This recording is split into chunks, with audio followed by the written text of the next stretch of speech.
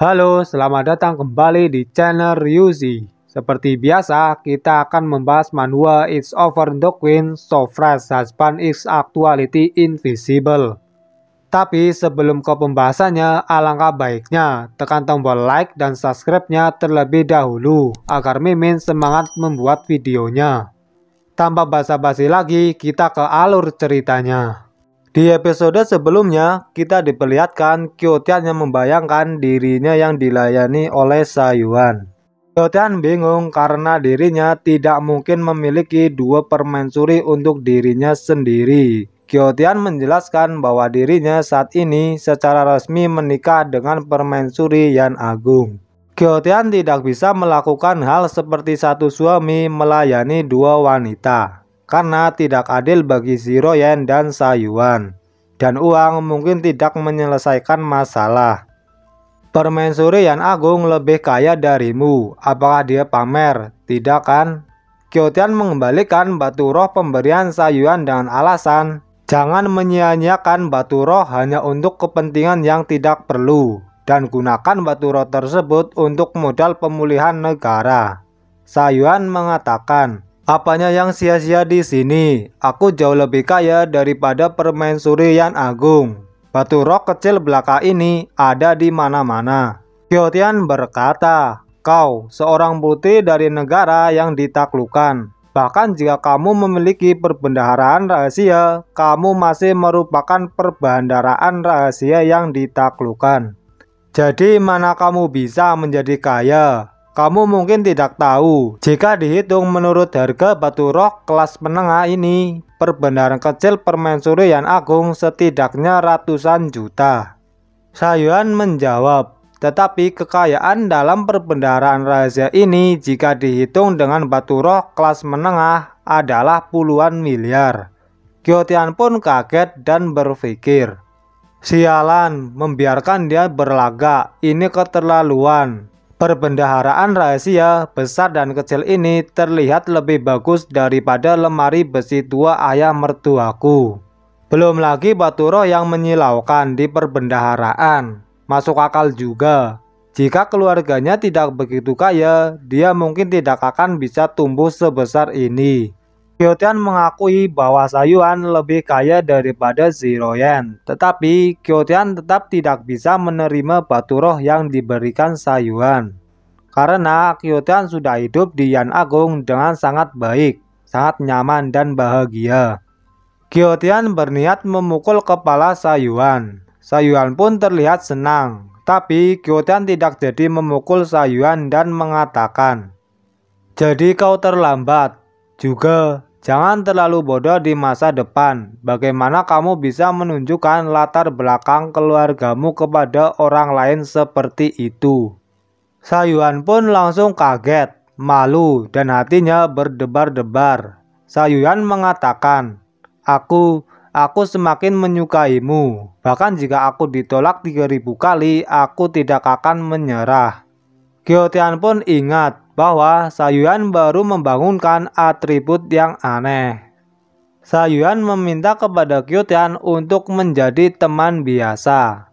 Kyotian menanyakan, teman biasa? Sayuan menjawab, iya, itu hanya teman biasa, hanya ngobrol dan komunikasi yang sangat biasa. Berpikir bahwa itu mungkin menunda waktu kakak Kyo. Bagaimana kalau aku memberimu 1 juta batu roh setiap bulan sebagai uang teh untuk mengobrol? Kyotian kaget dengan jumlah yang begitu besar hanya untuk melakukan hal seperti itu. Kyotian pun tidak mau dirusak oleh uang dan mengatakan, itu uangmu untuk pemulihan negara. Jadi apa gunanya menggunakannya untukku? Sayuan menjawab, Kakak Kyo, tidak kamu suka melakukan perbuatan baik dan membantu orang-orang dinasti Yan Agung? Tapi dinasti Yan Agung besar. Bisakah kamu benar-benar membantu di mana-mana? Kyotian bertanya, apa maksudmu? Kau mengajariku bagaimana melakukan sesuatu. Sayuan menjawab, aku tidak berani, hanya sedikit saran. Dengan 1 juta batu roh ini, kakak Kyo dapat membantu lebih banyak orang dinasti Yan Agung. Begitu orang yang agung memiliki kehidupan yang baik dan negara menjadi lebih kuat. Itu dapat membantu kami memulihkan negara iblis Yuanzi. Dan kamu selalu mengajariku untuk bersikap baik. Bukankah ini kesempatan yang bagus bagi masyarakat yang agung? Kakak Kyo harus menerimanya. Kyo Tian berpikir, kau bisa mendapatkan amal 1 juta hanya dengan mengobrol. Ini bukan tentang berkelahi dan membunuh. Bagaimanapun aku sibuk sepanjang hari. Hanya membuang waktu sedikit untuk mengobrol dapat bermanfaat bagi dinasti Yan Agung. Untuk membayar permaisuri Zero Yen, izinkan aku dianiaya sedikit. Kyo Tian pun menerima batu roh tersebut atas nama masyarakat Yan Agung dan menerimanya sebagai donasi. Sa Yuan sangat senang dan langsung memeluk tangan Kyo Tian dan mengatakan, maka tidak apa-apa bagi kakak Kyo untuk berbicara denganku sekarang, bukan? Jangan, berpelukan seperti ini sesak dan tidak nyaman. Kita setuju untuk mengobrol, tetapi mengapa masih mulai bergerak? Tidakkah kau mengambil keuntungan dariku? Tidak, ini terlalu buruk, kecuali, ucap Kyo Tian. Kecuali apa? Tanya Sa Yuan. Kyo Tian menjawab, perlu menambah uang. Di suatu tempat, Sa Yuan sedang memikirkan Kyo Tian yang telah pergi. Sa Yuan merindukan Kyo Tian yang baru saja beberapa menit pergi. Bawahan Sa Yuan hanya bisa pasrah melihat Sa Yuan yang tidak ada harapan untuk kembali. Ada seorang yang tiba-tiba datang ke tempat Sa Yuan berada, dan Lao Er menanyakan, siapa itu? Dan ternyata Liu Aotian dan Liu Xime. Liu Xime kaget dengan kecantikan Sa Yuan.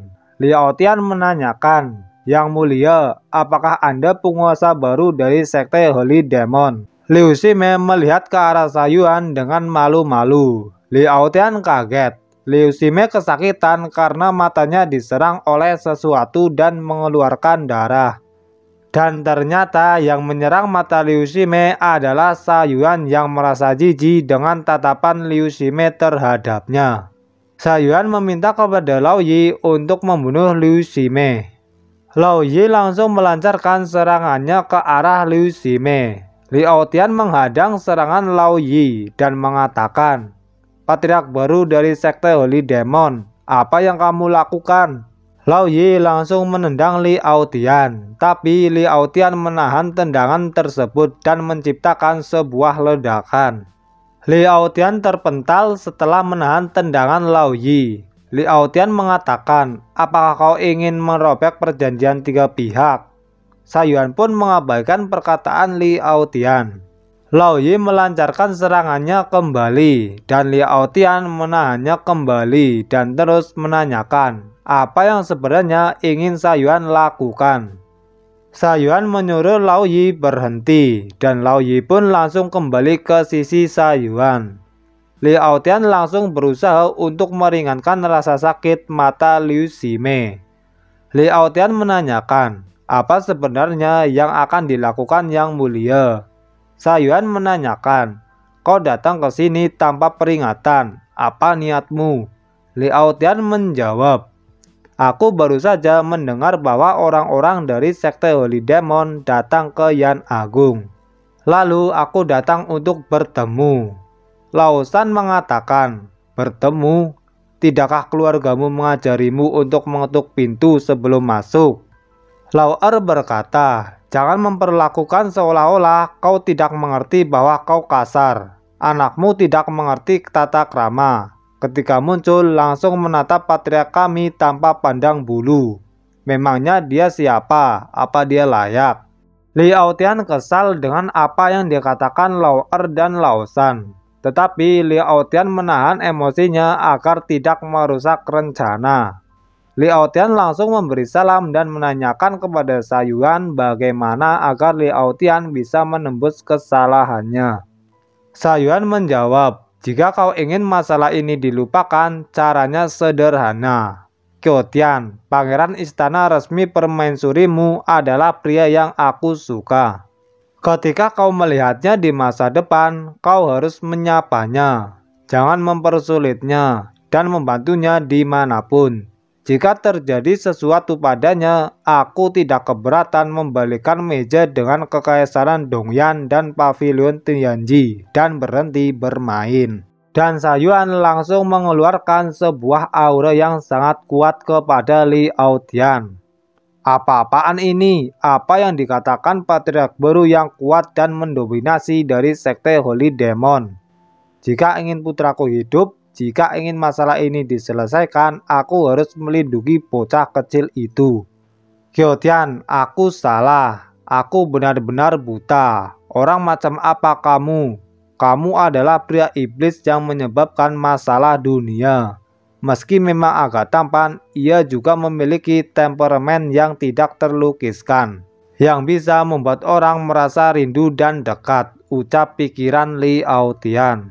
Belum memutuskan, trik seperti wajah pahit tidak berguna di depanku, ucap Sayuan. Hal ini secara alami dapat dilakukan, ucap Li Aotian. Sayuan mengatakan, kau tidak boleh mengeksporku.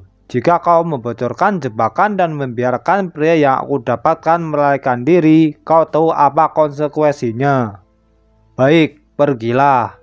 Li Aotian pun langsung pergi sambil membawa Liu Xime.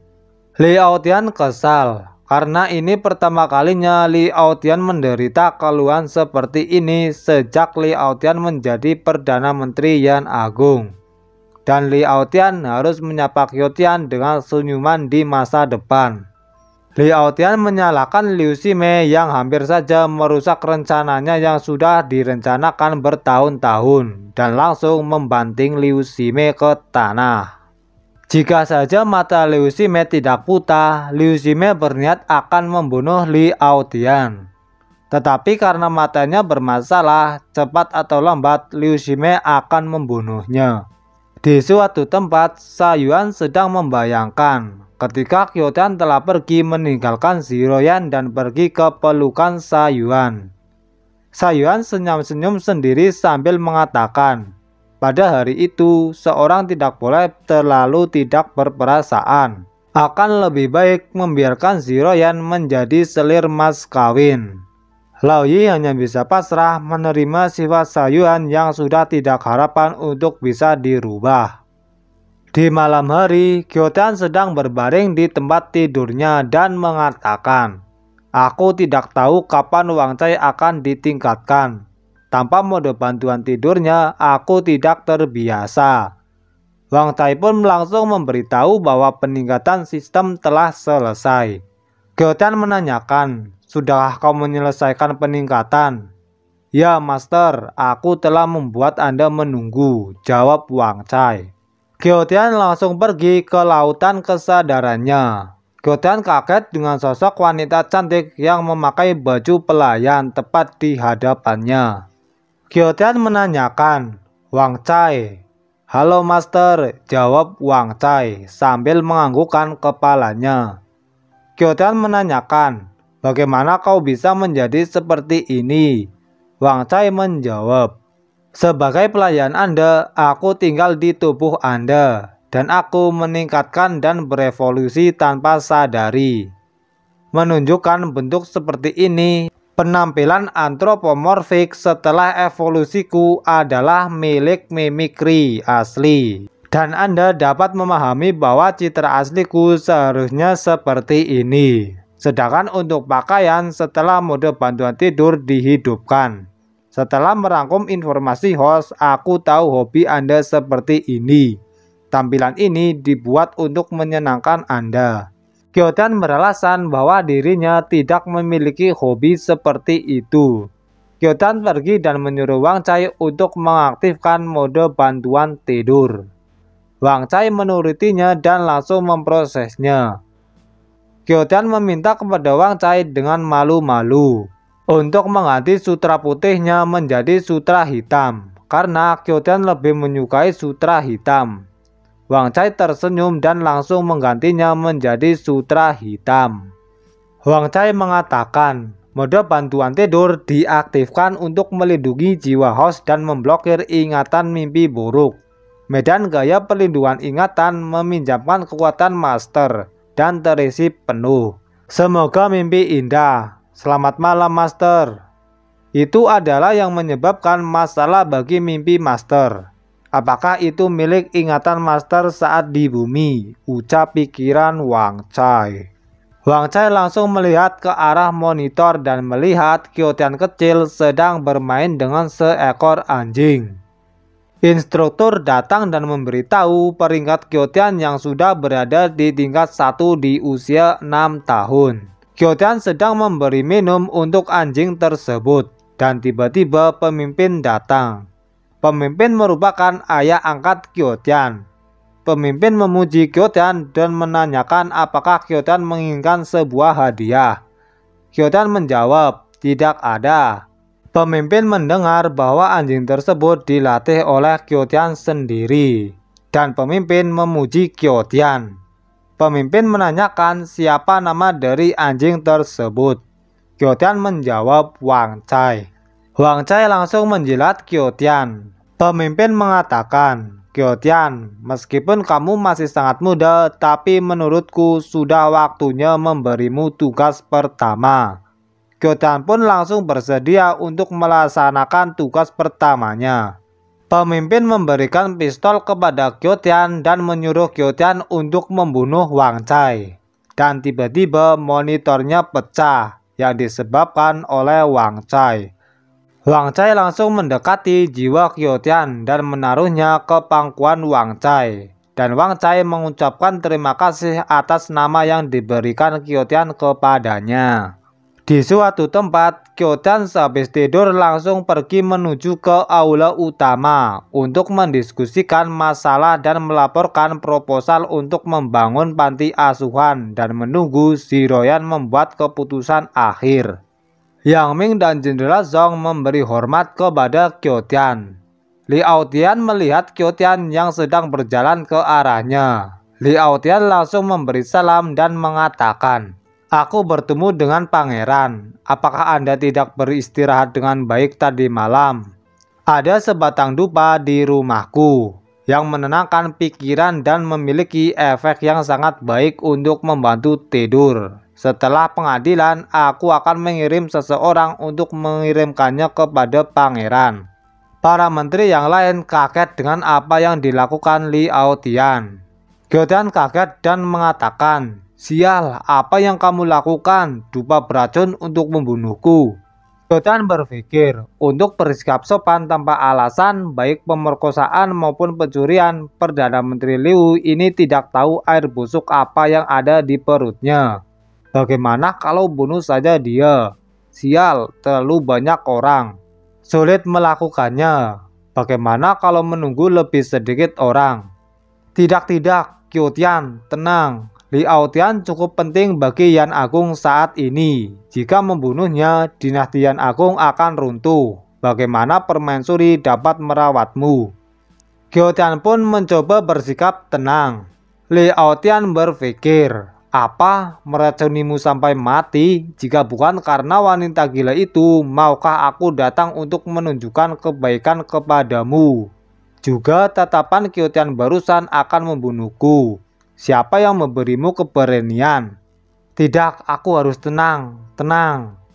Liao Tian mengatakan, pangeran salah paham, hanya berpikir bahwa negara dan masyarakat itu penting. Beberapa hal yang telah Anda lakukan baru-baru ini membuat aku mengerti orang seperti apa.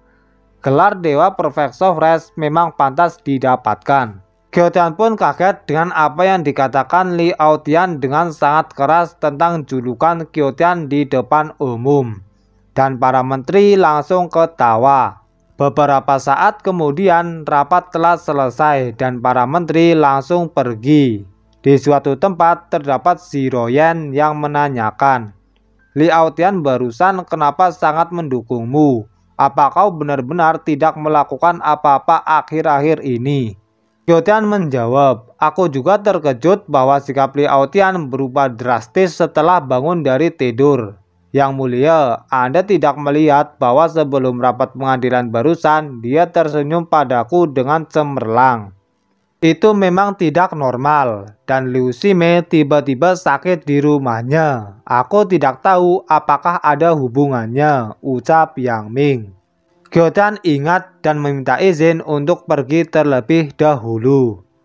Qiudian mengatakan, "Yang mulia, aku akan datang ke ruang belajar kekaisaran untuk menemani Anda di sore hari." Yang Ming menanyakan, "Pangeran, apa yang akan kamu lakukan? Apa yang kamu inginkan untuk makan siang?" Qiudian pergi sambil menjawab, "Aku akan menghasilkan uang dan aku tidak akan kembali untuk makan siang hari ini." Yang Ming dan Jenderal Zhong bingung uang apa yang Qiudian hasilkan. Ziroyan mengira bahwa uang saku Qiudian kurang, dan Ziroyan sedang mencari alasan untuk memberikan Qiudian uang saku tambahan. Mungkin pembahasan kali ini sampai di sini terlebih dahulu, dan sampai jumpa di next video.